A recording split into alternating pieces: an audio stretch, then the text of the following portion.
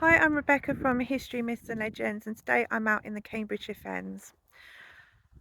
Prior to the drainage in this area, hundreds of years ago, the landscape would have looked incredibly different.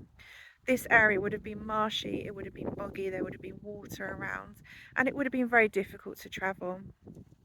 People would have needed to get from the pockets of higher ground in the area, and they would have done through droves, trackways, and small bridges to get from one piece of highland to the other.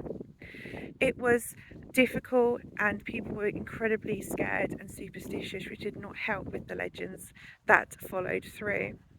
So, this legend is hundreds of years old, and there are lots of different ways that it is told. But it's based around the fact that you do not want to get stuck in these marshes. It can be like glue, you can get stuck in the bogs, you can get pulled under in like a quicksand type of event. And you can unfortunately lose your life. It can be frightening for people, especially if they're travelling alone.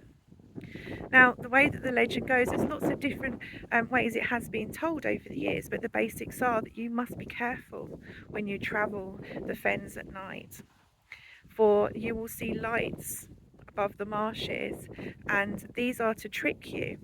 These are the lantern men holding their lanterns to get you off your path. The lights look like they are drawing you onto dry land, but actually they're taking you into the bog to certain death. That's the basic of the legend, but what is the truth behind it? Now, I love looking at myths and legends because quite often there is a little bit of truth behind it, and with this one I suspect it's highly scientific. Now, hundreds of years ago they would not have understood this, but there's a thing called marsh gas, and when you have lots of things rotting in a wet environment, it creates pockets of gas that go up and then they combust when they reach the air. This combustion can create a light that in the darkness can look like a flicker. It can look like a lantern, and when you add superstition and worry into that, you can see lanterns lighting your path. So in fact it makes complete sense that they're above the marshes, and actually they're a warning sign that the marsh is there and you must not enter it.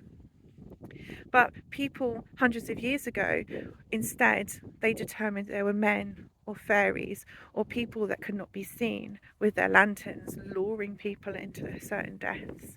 When in fact, it's the natural landscape, it's a natural thing. It's marsh gas, probably, that blew up in the air and then spontaneously combusted, creating a flickering light.